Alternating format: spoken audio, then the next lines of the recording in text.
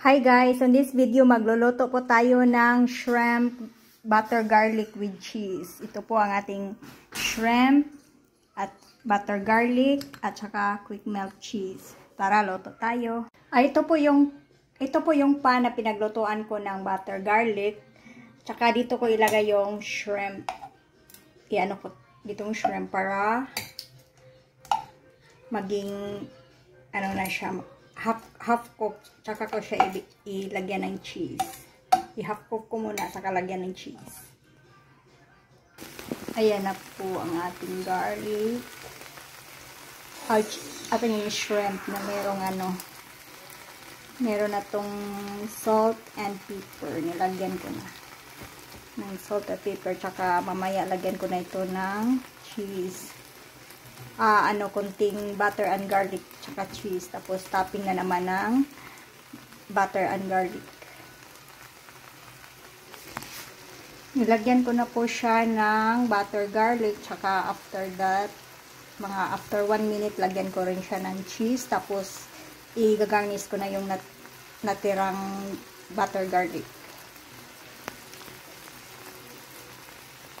Cheese.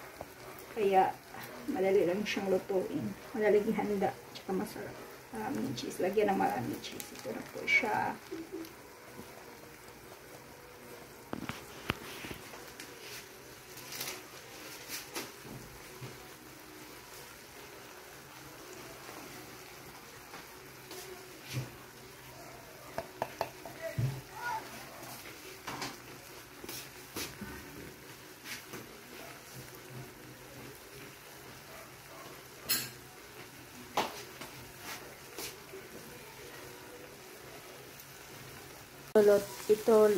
Luto na po ang ating butter garlic shrimp.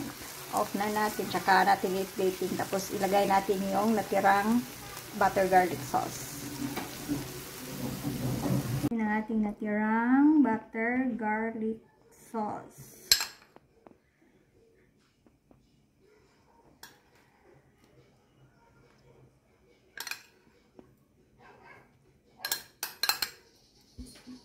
No bake po ito. Madali lang lutuin.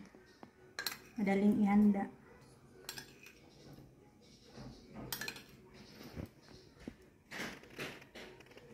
Ayan na ang ating shrimp, butter garlic shrimp with cheese. No bake. Butter garlic shrimp with cheese.